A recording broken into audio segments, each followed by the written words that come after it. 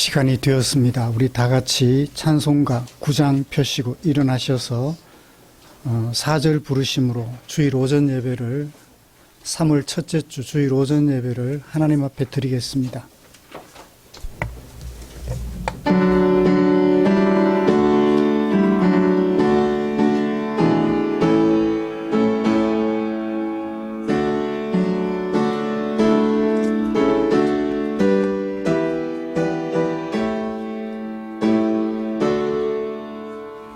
주 앞에 나올 때 우리 마음 기쁘고 그 말씀 힘되어 새 희망이 솟는다.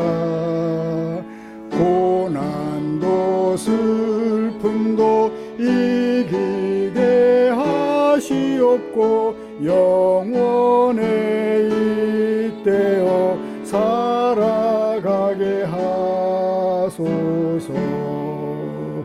우리의 자랑과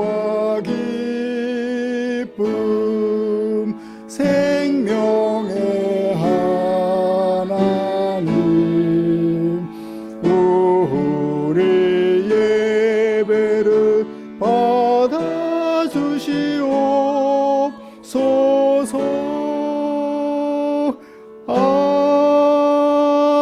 아멘. 하나님께 노래하며 그의 이름을 찬양하라. 그의 이름은 여호와이시니 그의 앞에서 뛰놀지어다. 아멘. 전능하사 천지를 만드신 하나님 아버지를 내가 믿사오며 그 외아들 우리 주 예수 그리스도를 믿사오니 이는 성령으로 잉태하사 동정녀 마리아에게 나시고 본디오 빌라도에게 고난을 받으사 십자가에 못 박혀 죽으시고 장사한 지 사흘 만에 죽은 자 가운데서 다시 살아나시며 하늘에 오르사 전능하신 하나님 우편에 앉아 계시다가 저리로서 산자와 죽은 자를 심판하러 오시리라. 성령을 믿사오며 거룩한 공회와 성도가 서로 교통하는 것과 죄를 사하여 주시는 것과 몸이 다시 사는 것과 영원히 사는 것을 믿사옵나이다. 아멘. 찬송가 80장 함께 부르시겠습니다.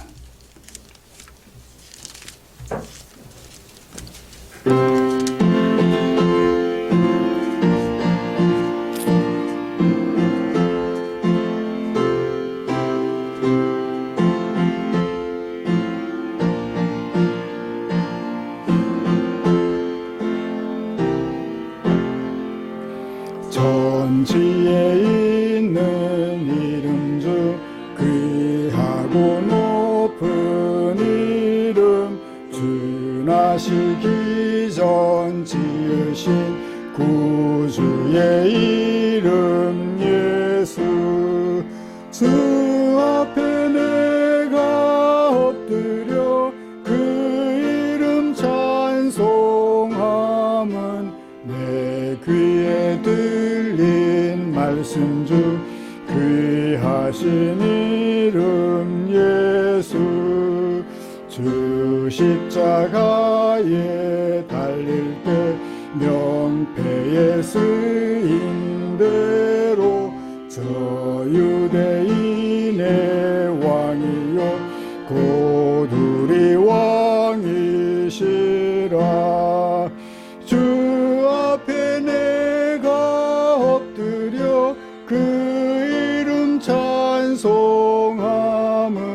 내 귀에 들린 말씀 중 귀하신 이름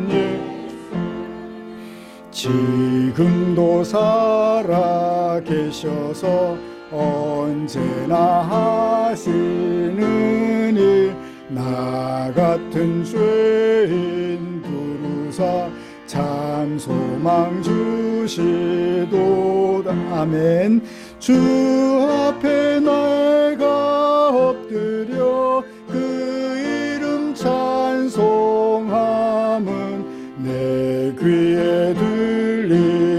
말씀 중 귀하신 이름 예수. 주 예수께서 영원히 어제나 오늘이나 그 이름으로 우리에게 참 복을 내리신다. 주 앞에 내가 엎드려 그 이름 찬송함은 내 귀에 들린 말씀 중 귀하신 이름 예수. 아멘.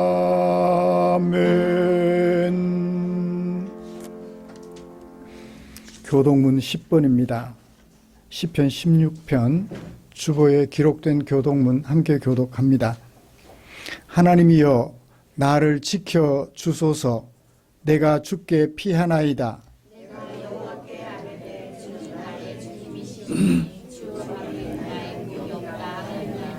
땅에 있는 성도들은 존귀한 자들이니 나의 모든 즐거움이 그들에게 있도다. 나는 그들이 드리는 피의 전제를 드리지 아니하며 여호와는 나의 산업과 나의 잔의 소득이시니 나의 분깃을 지키시나이다.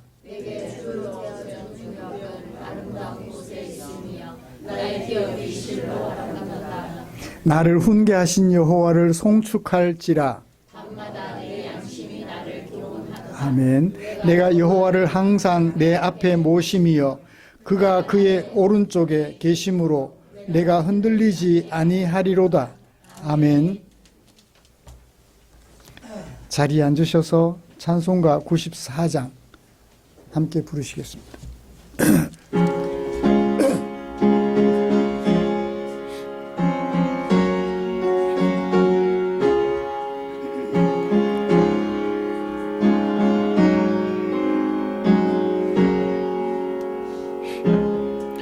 주 예수보다도 귀한 것은 없네. 이 세상 부귀와 바꿀 수 없네. 영죽은 내 대신 돌아가신 그 놀라운 사랑 잊지 못해. 세상 즐거움 다 버리고 세상 자랑 다 버렸네. 주 예수보다도 귀한 것은 없네. 예수밖에는 없네. 주 예수보다도 귀한 것은 없네. 이 세상 명예와 바꿀 수 없네. 이전에 즐기던 세상 일도 주 사랑하는 마음 뺏지 못해. 세상 즐거움 다 버리고 세상 자랑 다 버렸네. 주 예수보다도 귀한 것은 없네. 예수밖에는 없네. 주 예수보다도 귀한 것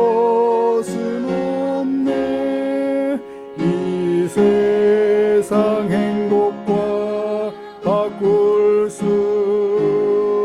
없네. 유혹과 핍박이 몰려와도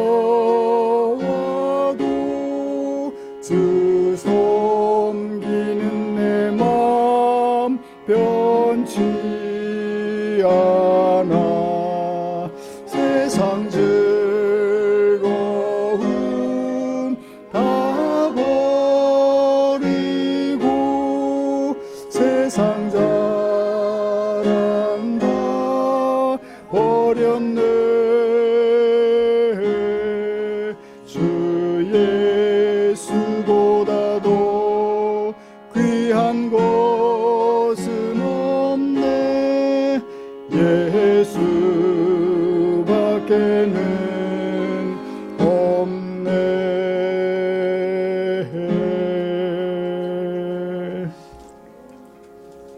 아멘. 이 시간에는 주진아 집사님 나오셔서 우리를 대표하여 기도해 주시겠습니다.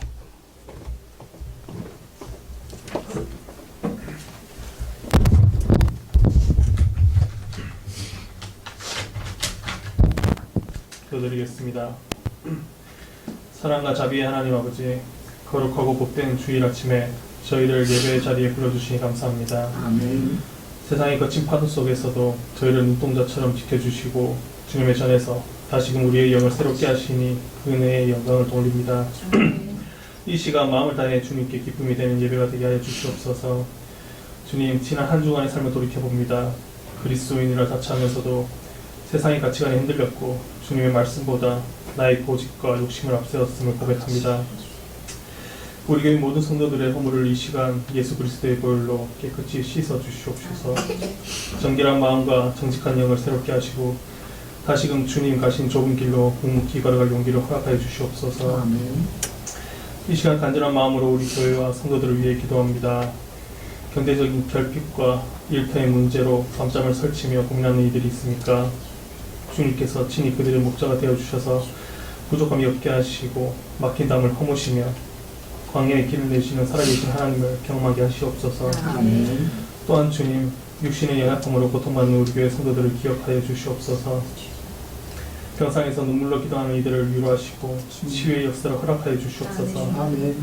마음의 상처와 우울함으로 낙심한 영혼들에게는 세상이 줄 수 없는 하늘의 평안을 부어주시옵소서. 우리 교회의 미래인 어린이들을 지켜주시옵소서. 어두운 세상 속에서도 믿음의 등불을 밝히는 세대가 되게 하여 주시옵소서. 모든 가정이 예배가 회복되는 처소가 되게 하시고 부모와 아이들을 사랑하는 이들의 기도가 자녀의 복이 되는 귀한 은혜를 누리게 하여 주시길 소망합니다. 아멘. 오늘도 말씀을 준비하시고 선포하신 목사님에게 하늘의 지혜와 권세가 임하게 하여 주시옵소서.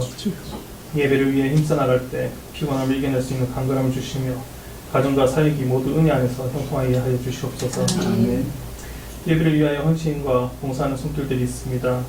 특별히 불러 세우신 주의 일꾼들에게 더욱더 힘과 능력을 더해 주셔서 언제나 주어진 사명을 잘 감당하게 하시고 그 가운데서 기쁨과 평안을 느끼게 하여 주시옵소서. 오늘 드려지는 예배가 하나님 온전히 기쁘시게 받으시는 예배가 되길 소망하며 복의 근원이 되시고 우리의 소망이 되시는 우리 주 예수 그리스도의 이름으로 기도드렸습니다. 아멘.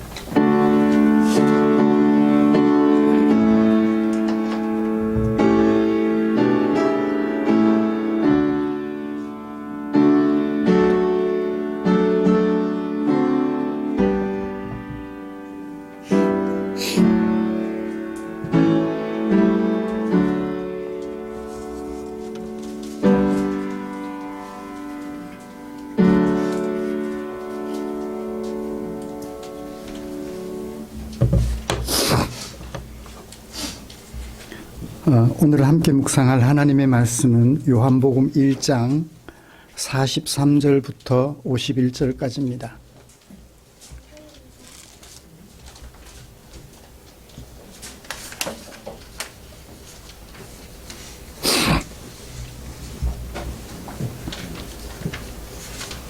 (35절부터) 읽었으면 좋겠는데 본문이 너무 길어서 43절부터 마지막 절까지만 교독하도록 하겠습니다.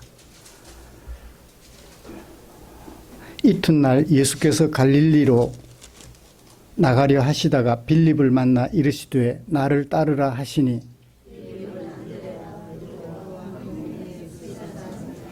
빌립이 나다나엘을 찾아 이르되 모세가 율법에 기록하였고 여러 선지자가 기록한 그 일을 우리가 만났으니 요셉의 아들 나사렛 예수니라.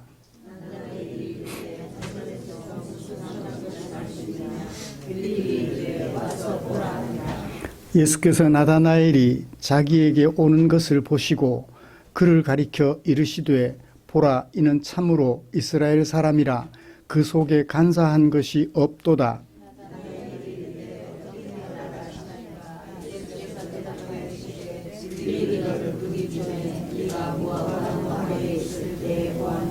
나다나엘이 대답하되 랍비여 당신은 하나님의 아들이시요 당신은 이스라엘의 임금이로소이다.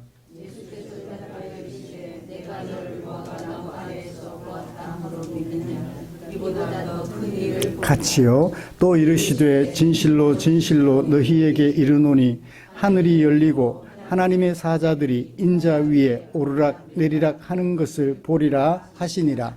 아멘. 주보에도 들어가 있고 기쁨으로 찬양에도 있어요. 233번. 그 사랑 얼마나 같이 우리 찬양했으면 좋겠습니다.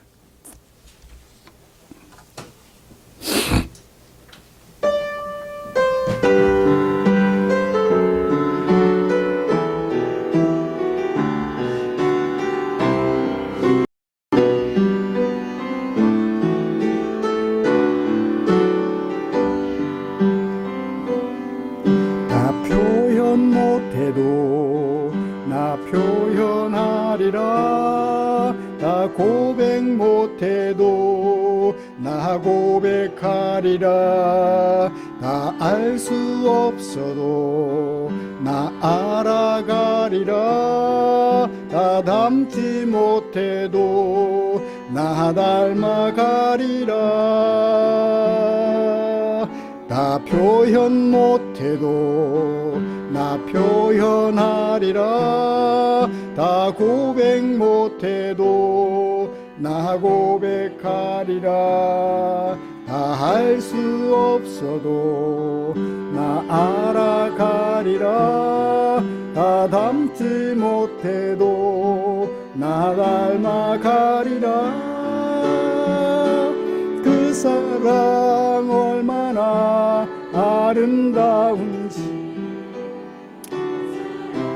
얼마나 날 부욕해 하는지, 그 사랑 얼마나 크고 놀라운지를, 그 사랑 얼마나 나를 감격하게 하는지.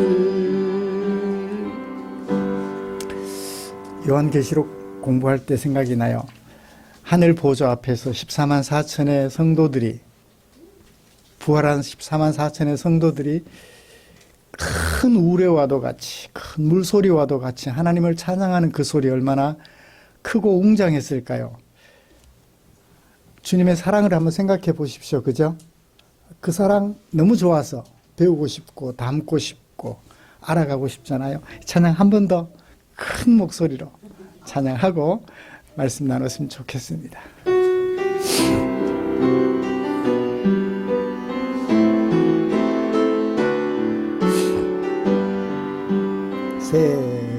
나 표현 못해도 나 표현하리라. 나 고백 못해도 나 고백하리라. 나 알 수 없어도 나 알아가리라. 나 닮지 못해도 나 닮아가리라. 나 표현 못해도 나 표현하리라. 나 고백 못해도 나 고백하리라. 나 알 수 없어도 나 알아가리라. 나 닮지 못해도 나 닮아가리라.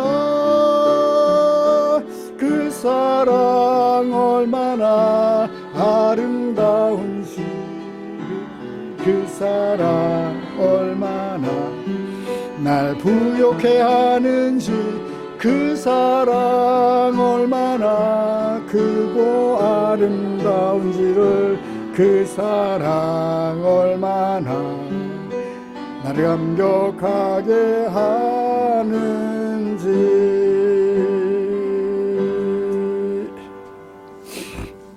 아멘.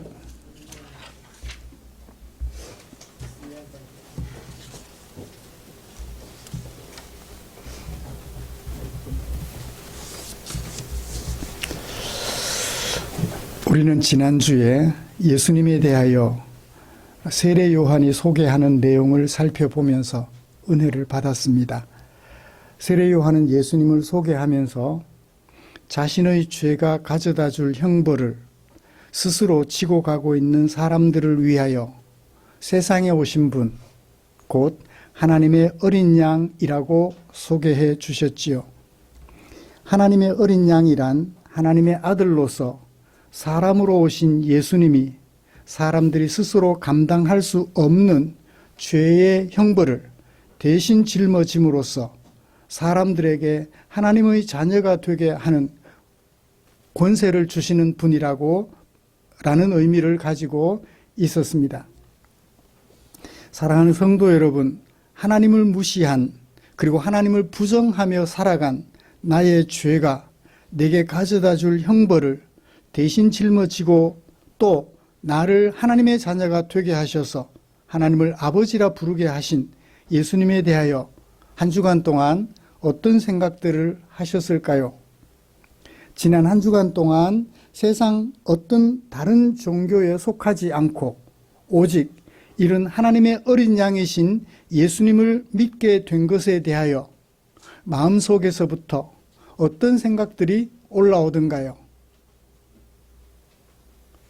저는 감히 생각해 봅니다.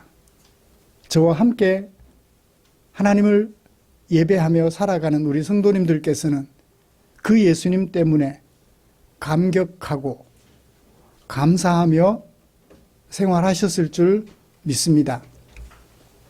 제가 어제 병원에 다녀왔어요. 팔꿈치 수술하신 선생님을 외래로 보고 진료를 받으러 다녀왔는데 진료를 마치고 일어서면서 제가 이런 얘기를 했어요. 다른 표현할 말이 없어서 제가 드릴 수 있는 최고의 표현, 감사합니다. 라는 말을 드리고 왔어요. 표현할 말이 없어서 감사합니다. 이 말밖에 드릴 것이 없네요. 그랬더니 팔을 수술해 주신 선생님께서 다른 선생님에게 공을 전달해요. 아니에요. 골반을 수술해 주신 강 선생님이 더 살려주셨지요. 제가 감사를 표했는데 또 다른 분에게 공을 돌리는 그 선생님의 속에 들어있는 아름다운 마음을 보면서 어제 하루 동안도 그저께 하루 동안도 굉장히 행복하고 감사가 넘쳤습니다. 우리 성도님들도 나를 사랑하여 내가 짊어지고 가고 있던 죄의 짐, 그 짐에 눌려 쓰러지고 있는 나를 이렇게 세워 내 대신 짐을 짊어져 주고 가신 예수님에 대하여 감사와 감격의 마음을 가지셨을 것이라고 믿습니다. 이처럼 속죄의 은혜를 주신 예수님을 묵상하면서 그 은혜를 감사하는 우리를 위하여 하나님께서는 당신의 마음을 성경에 담아 주셨지요. 오늘은 그중에 요한복음 1장 35절부터 52절에 담아두신 하나님의 마음을 살펴보면서 은혜를 공유하려고 합니다. 먼저 우리가 함께 교독한 본문이 무엇을 어떻게 말씀하고 있는지 정리를 좀 해보았으면 합니다. 오늘 우리가 함께 읽은 이 말씀은 35절부터 51절까지 속에 들어있는 말씀입니다. 35절부터 37절까지는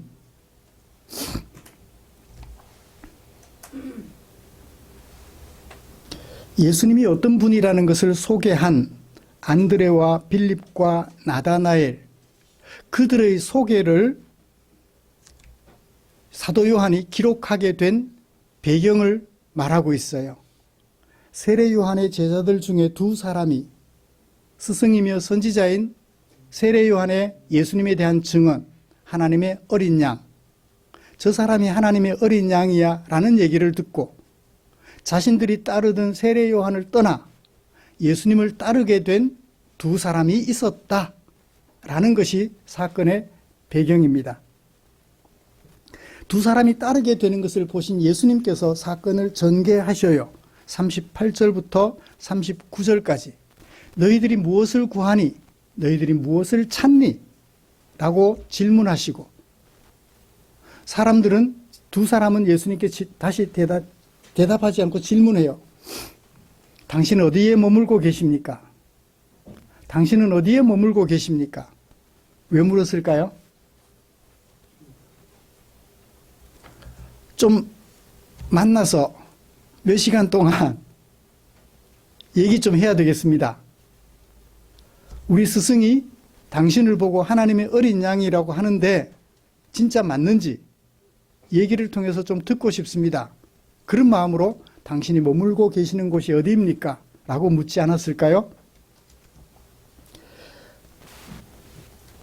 이제 예수님을 만나서 얘기 좀 나누고 싶습니다 했던 그 두 사람, 그 다음에 등장하는 예수님이 부르신 빌립의 초청을 받은 나다나엘이 과연 세례 요한이 소개했던 예수님은 하나님의 어린 양이야 라는 그것을 잘 알고 그것을 잘 고백했을까요? 사도 요한은 그들의 말을 인용하여서 정확하게 이해했다고 소개하고 있습니다. 잘못 이해했을까 걱정을 했는데 제대로 잘 이해를 했어요. 이 사람들이 예수님을 잘 이해를 하고 나니까 이제 마지막 결론, 예수님이 어떻게 하셔요? 그들의 이해에 덧붙여서 예수님이 스스로 자신을 소개하셔요. 나는 이런 사람이야. 나는 이런 큰 일을 행하는 사람이야 라고 소개함으로 오늘 말씀은 끝이 나요. 대충 어떻게 내용이 전개되는지 짐작되시죠? 두 사람이 안 찾아왔으면 이런 일이 없었을 거예요. 근데 세례 요한의 두 제자들이 예수님을 따랐기 때문에 자기 스승 버리고 새로운 스승을 찾는다는 것은 일대사변이에요. 사변을 활용하여서 예수님이 그들에게 자신의 정체성을 소개해 주신 모습, 소개하고 있다는 것을 정리를 해보았습니다. 사도 요한은 독자들에게 요한복음을 기록한 목적을 분명하게 밝혀주었지요. 20장 31절에서 소개해 주었습니다. 오직 이것을 기록한 목적은 첫 번째, 너희가 예수께서 하나님의 아들 그리스도이심을 믿게 하려 함이요. 두 번째, 너희가 그를 믿고 그의 이름을 힘입어서 생명을 얻게 하려 함이라. 믿게 하고 생명을 얻게 하려고 내가 이 요한복음을 썼다 라고 얘기를 했거든요. 그러면 예수님을 소개를 해줘야 예수님을 믿고 예수님의 이름을 힘입어 생명을 얻을 거 아니에요. 그렇겠죠? 그래서 지금은 예수님을 부지런히 소개하는 과정이라고 보시면 되겠습니다. 사도 요한은 이런 목적에 따라서 독자들을 위하여 다른 사람들이 소개한 예수님의 정체성을 인용하면서 소개해요. 자기 말로 예수님이 이런 분이야 라고 독자들에게 소개하기 앞서 다른 사람들의 예수님에 대한 고백을 소개하면서 인용해가지고 소개하면서 예수님은 이런 분이야 라고 얘기를 해요. 내가 100번 말해도 예수님을 잘 아는 몇 사람들의 이야기를 인용해서 곁들여서 소개하면 훨씬 더 신뢰가 높아지겠죠. 요한은 그런 의도를 가지고 오늘 말씀을 기록한 것 같아요.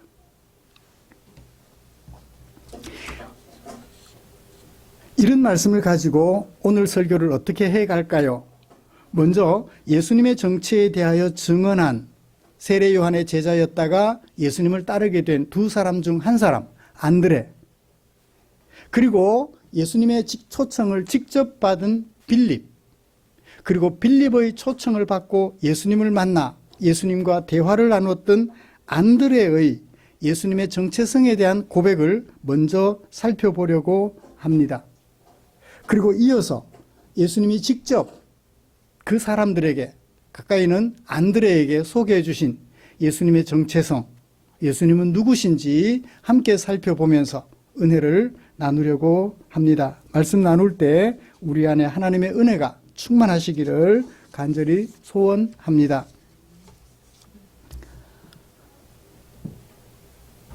예수님 계신 그곳에서 예수님과 함께 머물면서 궁금증을 해소하고 싶다는 그들의 요청에 따라 예수님은 그날 그들과 함께 머무셨습니다. 요청하던 때가 몇 시라고 기록하고 있죠? 10시라고 기록하고 있습니다. 유대인들에게 10시는 오늘날 시간으로 몇 시쯤 될까요? 오후 4시예요. 로마식 시간으로 하면, 오늘 우리가 사용하고 있는 로마식 시간으로 하면 오후 4시예요. 4장에, 요한복음 4장에 사마리아의 수가성에 있는 여인이 물길로 왔을 때 예수님이 그녀를 만나셨죠. 그때를 몇 시라고 했나요? 6시라고 했습니다. 6시는 몇 시일까요? 오늘 우리 시간으로 표현하면 6시간 더 하면 돼요. 정오예요. 우리 손자들하고 묵상하면서 정오가 뭐죠, 영어로? noon이에요. noon 뒤에는 뭐예요? 오후예요, 그죠? 오후는 뭐죠? noon 뒤에니까 after noon. 오전은요? before noon인가요? 그래, noon을 기준으로 after noon, 오전, 오후가 나뉘어지는 거예요. 그래요. 유대식 시간과 로마식 시간은 조금 다르다는 것 이해해 주시고요. 오후 4시쯤 됐으니까 곧 저녁 식사 시간이 되잖아요. 그래서 아마 예수님 머무셨던 그곳에서 저녁 식사도 하면서 저녁에 같이 잠도 자면서 아마 예수님께서 자신을 자기 스승을 떠나서 자신을 따라오는 세례 요한의 두 제자들과 함께 깊은 얘기들을 나누지 않았을까라고 생각해 봅니다. 먼저 세례 요한의 제자였지만 예수님을 따르게 된 안드레가 소개한 예수님은 어떤 분인지 살펴보도록 하지요. 안드레는 어떻게 예수님을 만났나요? 36절, 스승의 소개로 예수님을 알게 되었고 자기 스승을 떠나서 예수님을 따르게 되었습니다. 스승은 예수님을 어떻게 소개했죠? 보라, 하나님의 어린 양이로다 라고 소개하였습니다. 이 유대인들은 우리는 하나님의 어린 양이라고 하면 잘 이해하지 못하지만 유대인들은 금방 알아들었어요. 왜요? 구약 성경을 잘 아니까. 지난주에 하나님의 어린 양에 대하여 설명을 드렸기 때문에 오늘은 따로 드리지는 않겠습니다. 세상 죄를 대신 짊어지고 가는 하나님의 어린 양이라는 뜻이었죠. 예수님과 함께 머물면서 세례 요한의 두 제자들은 예수님과 대화했을 것입니다. 그 대화를 통하여 안드레가 예수님에 대하여 알게 된 예수님의 정체성 어떤 것일까요? 안드레가 자기 형제 베드로를 만나서 베드로에게 소개한 예수님이 어떤 분인지 들어보면 알 수 있겠죠. 자기 형제 베드로에게 뭐라고 소개했나요? 우리가 메시아를 만났다, 예수를 만났다 말하지 않고 메시아를 만났다라고 얘기를 했어요. 이미 당시에 예수님의 이름은 익히 잘 알려져 소개되어 있었습니다. 그런데 예수를 만났다라고 말하지 않고 메시아를 만났다고 해요. 그러면 여기 메시아라는 말은 어떤 의미를 가지고 있을까요? 메시아는 히브리어예요. 헬라어로 번역하면 뭐예요? 그리스도다. 그리스도라는 말은 기름 부었다라는 뜻이에요. 어떤 목적을 위하여 그 목적을 감당할 사람으로 직분을 맡겨주는 것, 그걸 기름 붓는다라고 표현을 해요.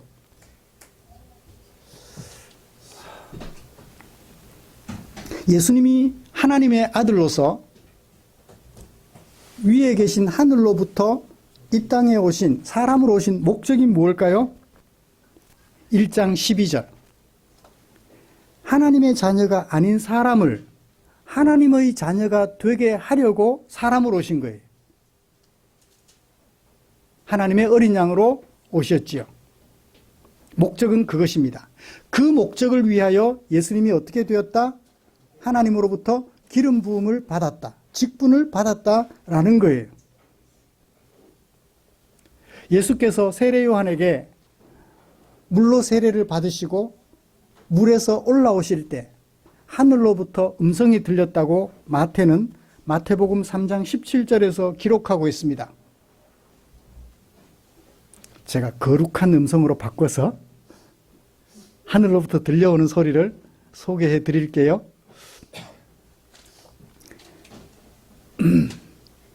어떻게 읽어야 될지 모르겠네.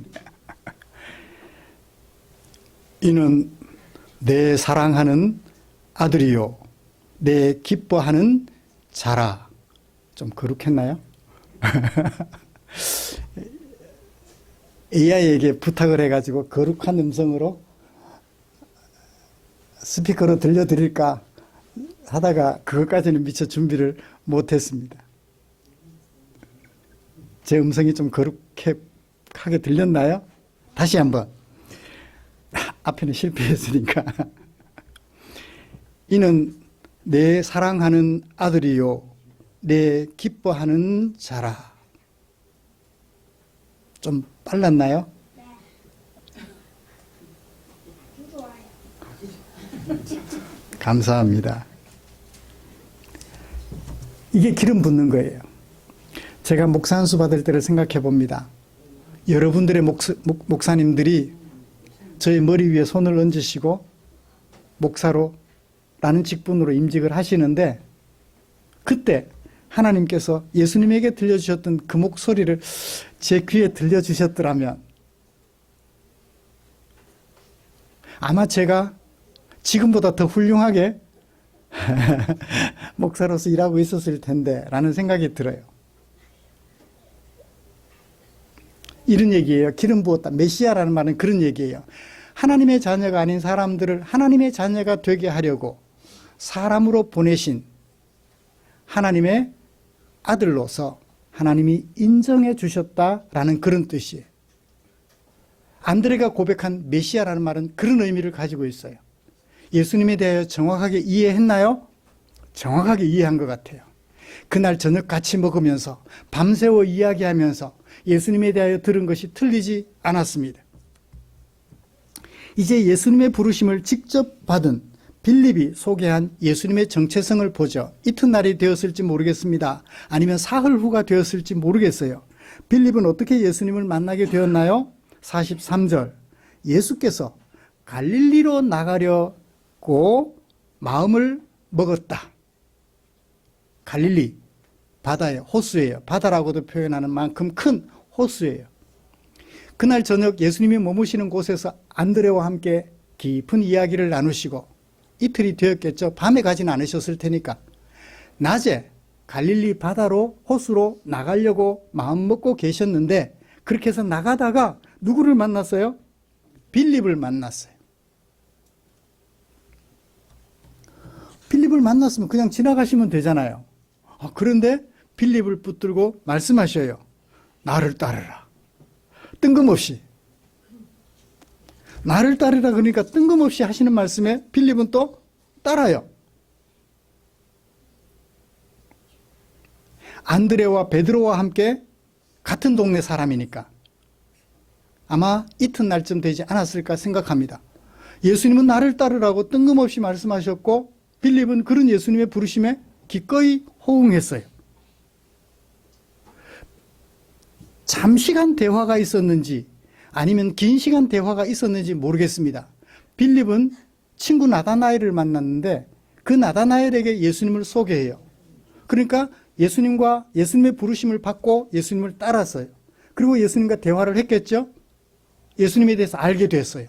나다나엘에게 소개한 예수님을 보면 나다나엘이 이해한 예수님을 알 수 있겠죠. 뭐라고 소개했나요? 우리는 그 이를 만났다.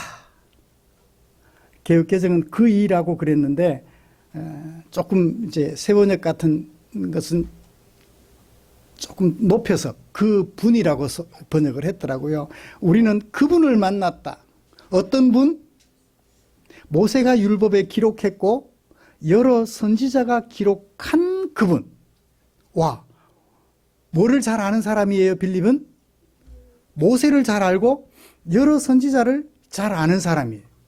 아마 그날 예수님의 부르심을 받은 빌립이 예수님으로부터 모세에 대한 이야기, 모세가 말한 예수님에 대한 이야기, 선지자들이 말한 예수님에 대한 이야기를 잘 들었던 것 같아요. 그래서 말합니다. 다른 말은 못하고 모세가 기록하고 있고 여러 선지자들이 기록한 그분을 우리가 만났다. 그분은 누구? 나사렛 예수다라고 소개해요. 여기 나사렛 예수라는 말은 어떤 뜻을 가지고 있을까요? 나사렛 예수라는 말은 사마리아, 너는 사마리아 사람이다 라는 얘기와 같이 너는 나사렛 사람이야 라는 얘기는 비하하고 낮추고 조롱하는 말이에요. 나사렛은 갈릴리 호수 인근에 있는 작은 마을이에요. 그 작은 마을에서 나다나엘도 얘기하잖아요. 그 작은 마을에서 구원자가 날 수 있다고? 웃기는 소리 하지 마. 라고 나다나엘도 조롱할 만큼 멸시받는 동네가 나사렛이에요. 그러므로 나사렛 예수라는 말은 예수님을 어떻게 하는 거예요? 비하하는 말이에요. 설마 예수님을 소개하는 빌립이 나다나엘에게 나사렛 예수, 저 촌뜨기 예수 그렇게 소개했을까요? 아니에요. 그 앞에 나사렛 예수 앞에 설명하는 수식어가 있습니다. 모세가 말했고 여러 선지자들이 말한 그 나사렛 예수라고 소개한 거죠. 그러면 모세가 말했고 선지자가 말한 그 나사렛 예수는 어떤 분일까요?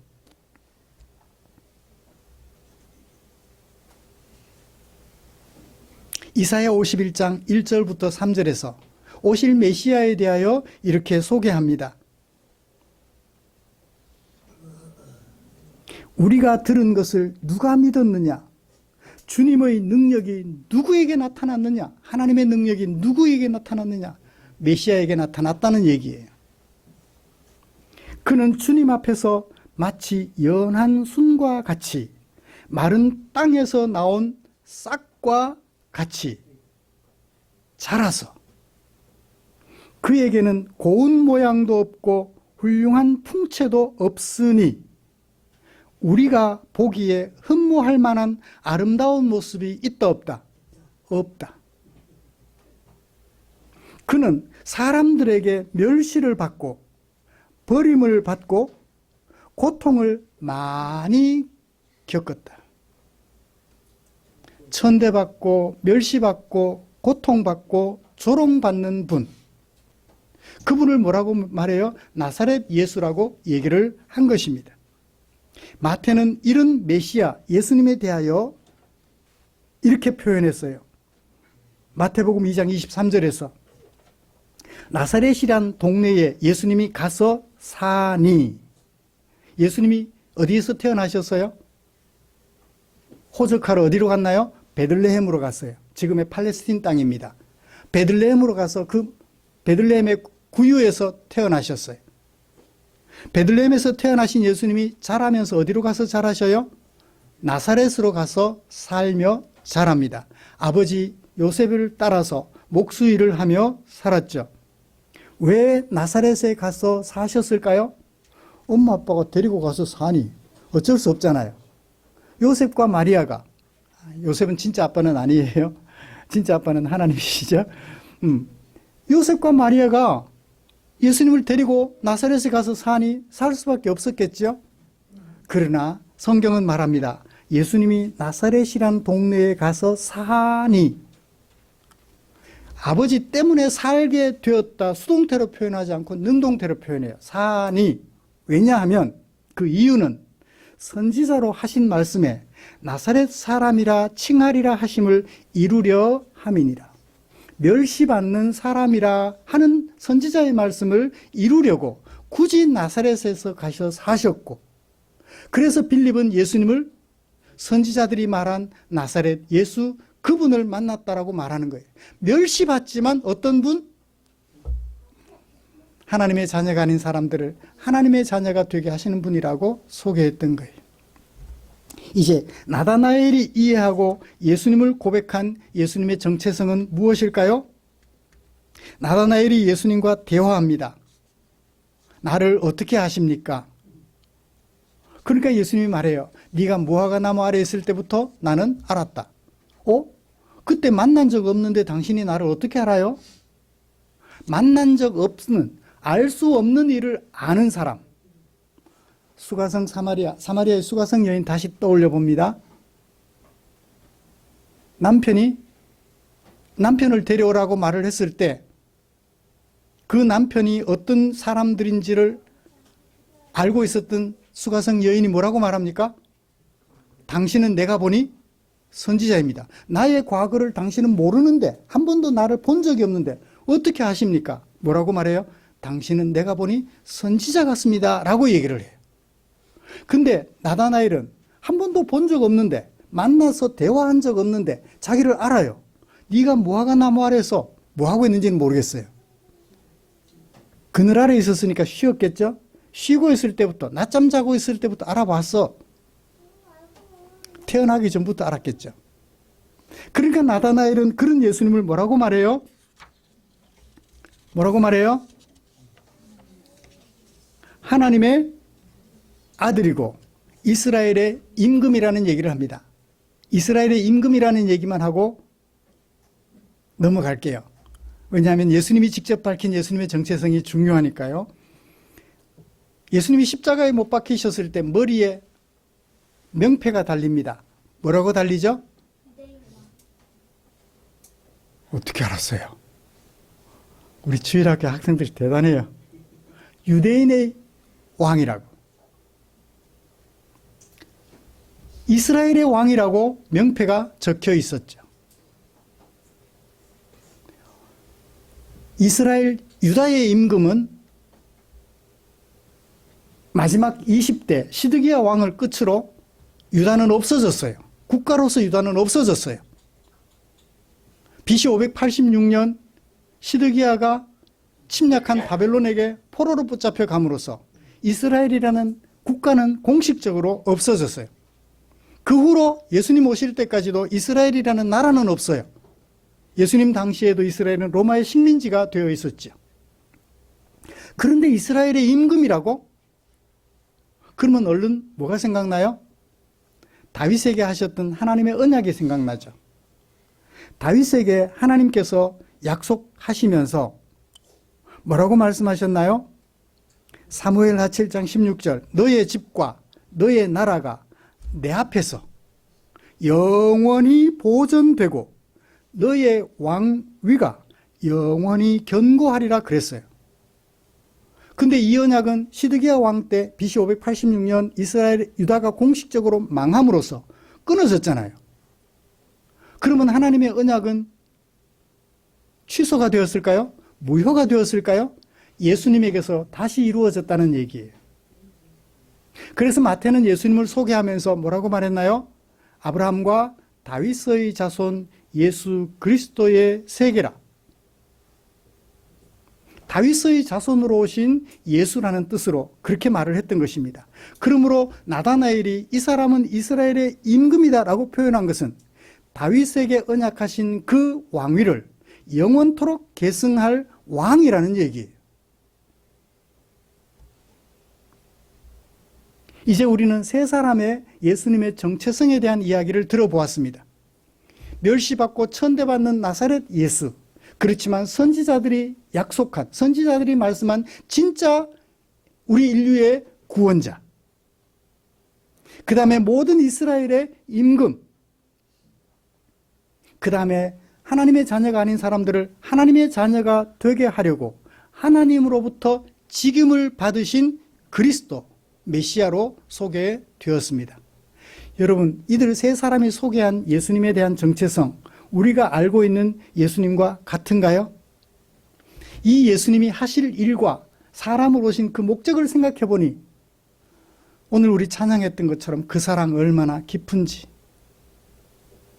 그 사랑 배우고 싶고 담고 싶고 그 사랑의 영광로 속에, 그 뜨거운 사랑의 영광로 속에 들어가서 살고 싶은 마음 드세요? 영광로에 들어가면 죽잖아요. 사랑의 영광로는 우리를 죽이는 동시에 우리를 다시 새 사람으로 살아나게 하셔요. 이런 사랑의 영광로 속에 세 사람이 소개하는 예수님, 사랑의 영광로 속에 들어가시는 저와 여러분들이 되었으면 좋겠어요. 자, 이제 마지막으로 예수님이 소개한 예수님의 정체성, 나다나엘에게 소개를 했죠. 예수께서 대답하십니다. 내가 너를 무화과 나무 아래에서 보았다 하는 것 때문에 네가 나를 믿니? 고작 그것 때문에? 사람들이 모르는 일을 좀 알아보았다는 그것 때문에 나를 믿니? 네 과거를, 보지도 않은 과거를 안다는 것 때문에 나를 선지자라고 말하니? 예수님의 말씀이 그거예요. 고작 병 고쳐줬다는 것 때문에 나를 믿니? 좋은 말이에요? 나쁜 말이에요? 질책하는 말이에요. 그것 때문에 믿니? 사람들은 뭐 때문에 믿어요? 병 고쳐주면 믿어요. 그죠?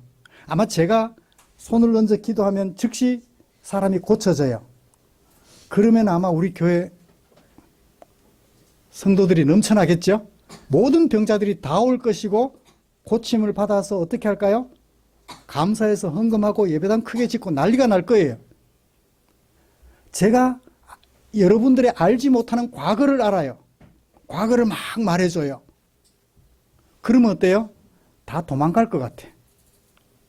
내 과거를 아는 사람하고 같은 자리에 앉아 있고 싶어요? 떠나고 싶어요?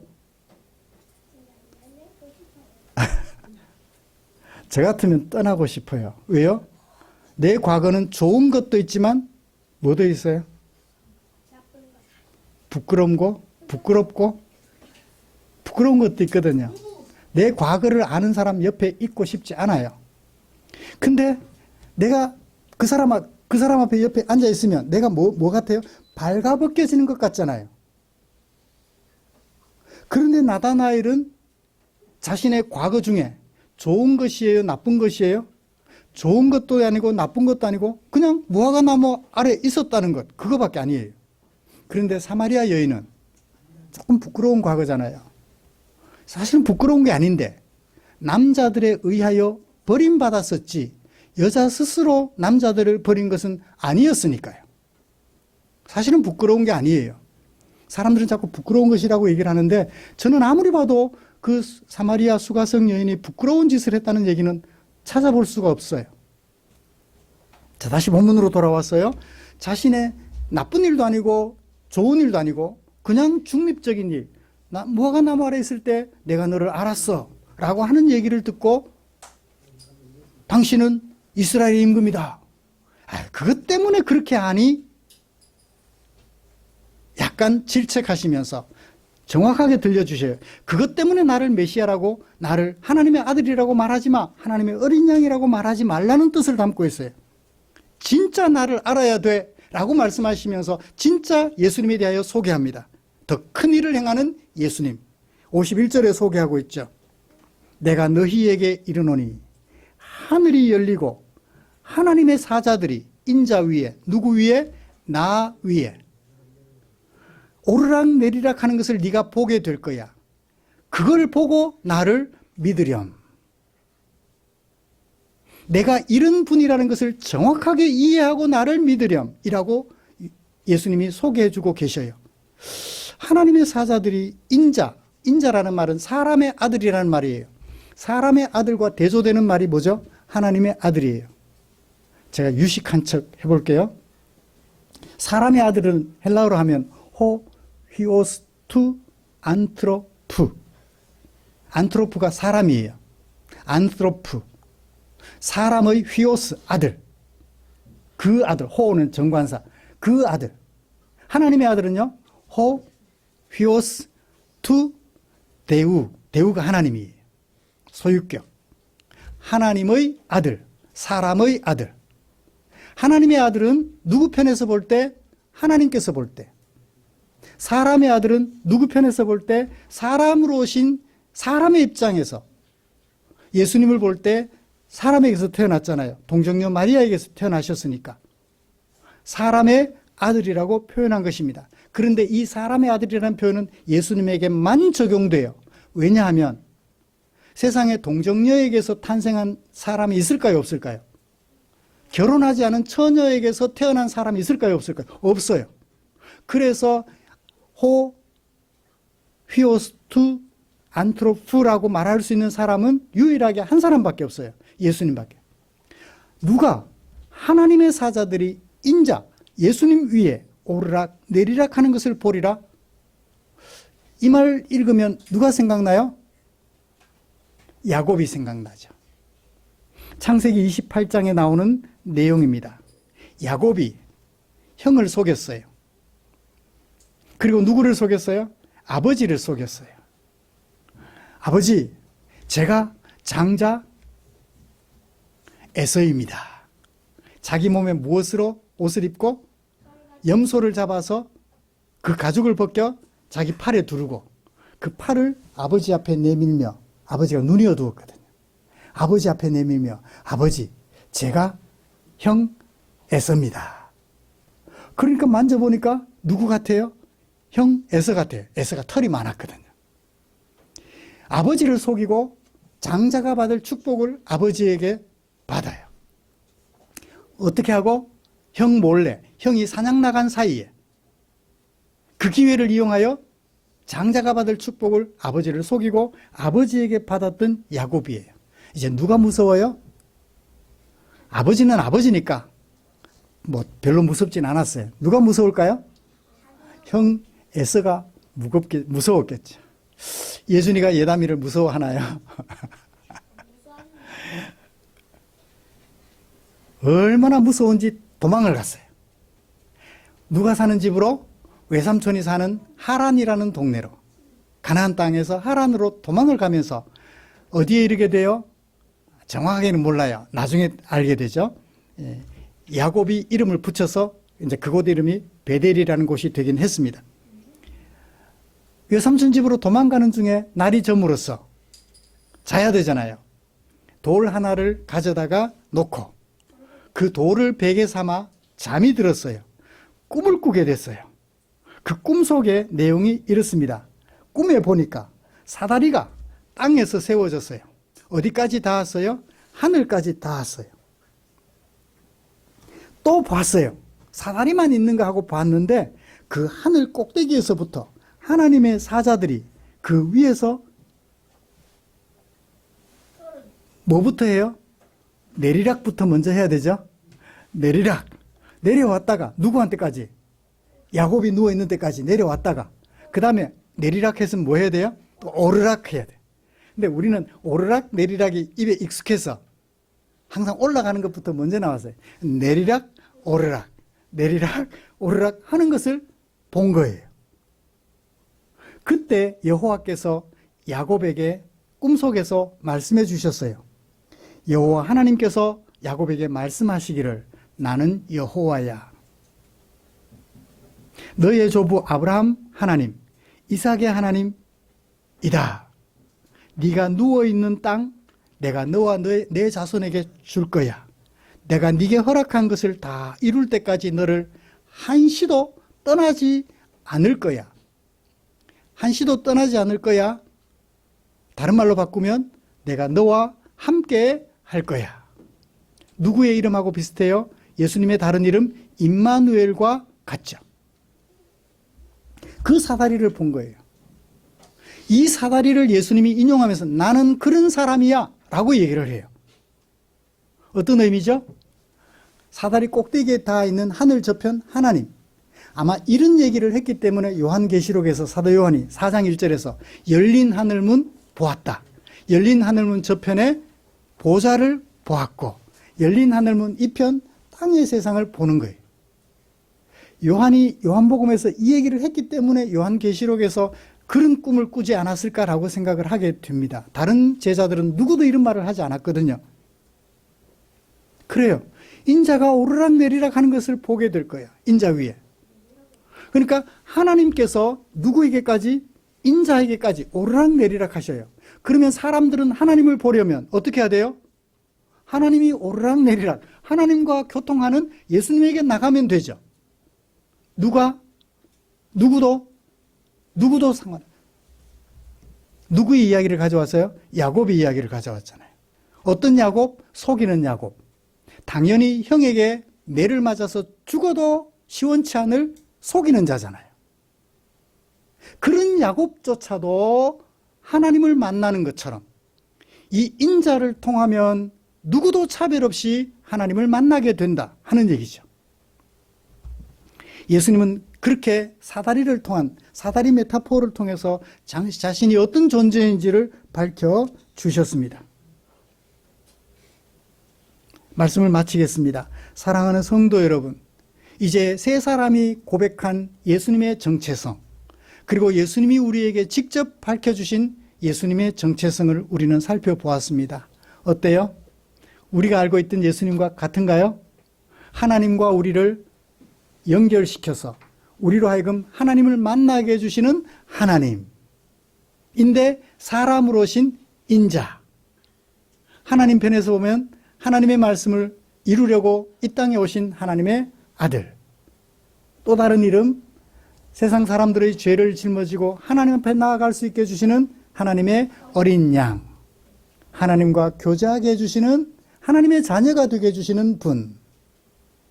이 예수님을 알게 된 것이 저와 여러분들에게 얼마나 큰 행복인지요. 요즘 집 문제로 정치권이 많이 술렁입니다. 집을 10채를 준다 한들 이 예수님을 알게 된 것과 비교할 수 있을까요? 집 10채가 좋아요? 아파트 10채가 좋아요? 예수님을 알게 된 것이 좋아요? 진짜? 저는 집 10채 준다면 조금 더 생각해 볼 것 같은데. 그럼 집 100채 주면 예수님하고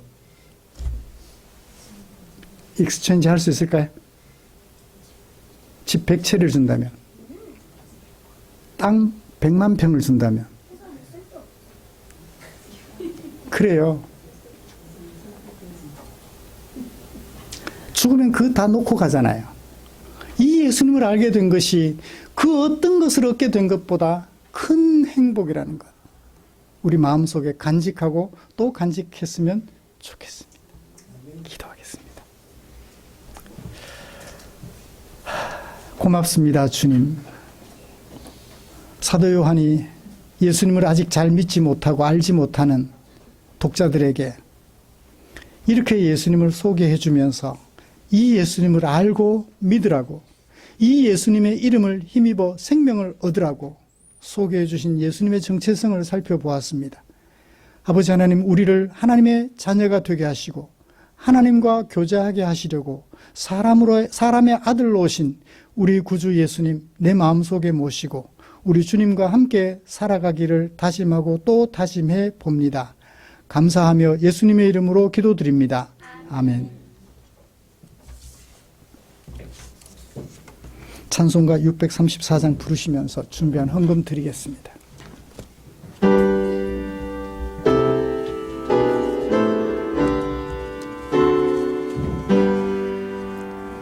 모든 것이 주께로부터 와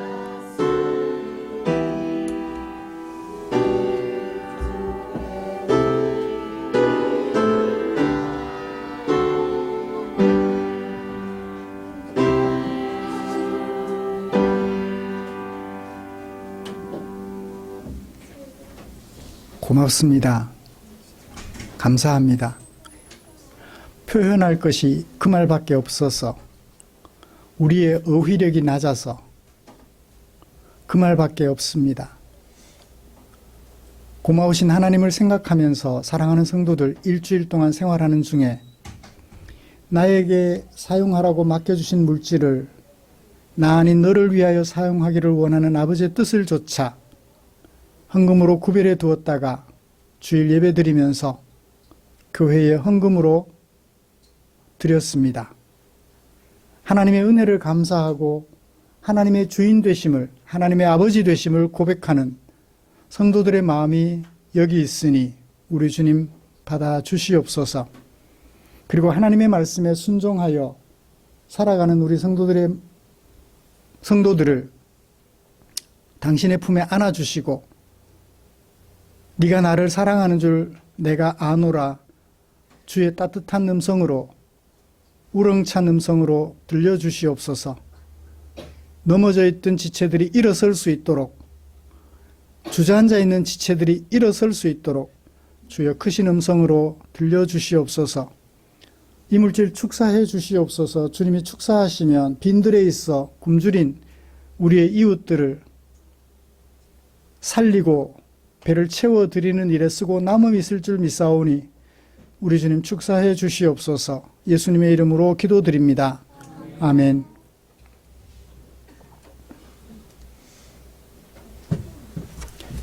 교회 소식 알려드리겠습니다. 다음 주 기도 기억해 주시고요. 올해는 고난주간이 조금 빠른 것 같아요. 3월 마지막 주가 고난주간입니다. 미리부터 계획을 세워서 잘 준비해 주시기를 바랍니다. 우리의 삶과 인격을 아름답게 하는 하나님의 말씀 묵상에 최선을 다해 주십시오. 김한희 성도 위해서 기도해 주시면 고맙겠습니다.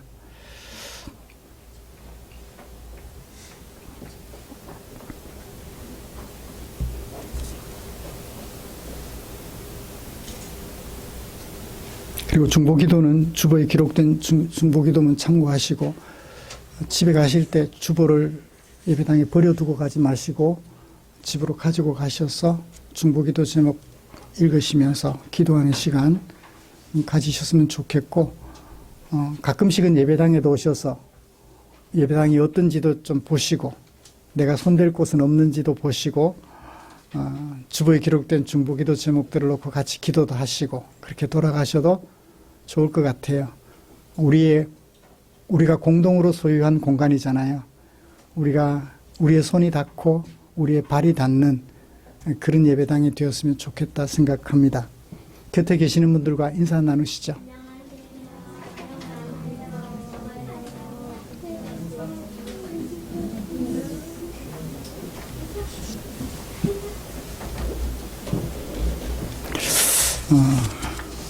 아침에 거울을 봤어요. 여기에 살이 약간 붙었다라는 잘 회복하고 있으니까 너무 걱정하지 않으셔도 괜찮겠습니다. 예, 찬송가 57장 펴시고 일어나셔서 찬송 부르고 축도함으로 예배를 마치겠습니다.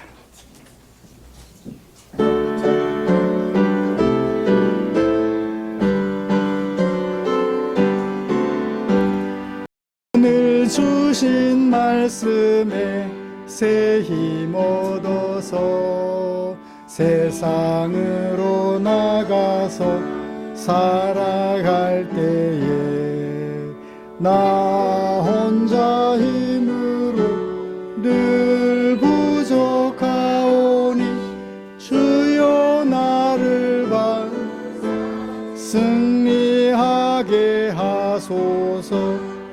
아멘. 기도하겠습니다.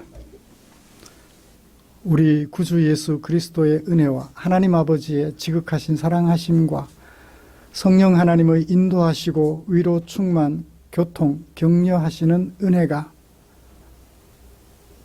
이제 하루 동안 같이 머무시면서 때로는 직접 찾아와 부르시면서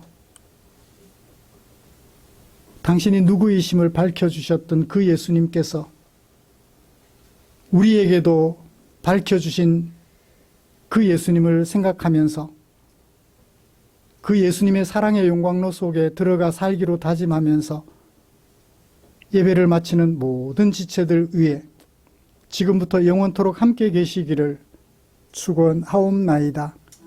아멘.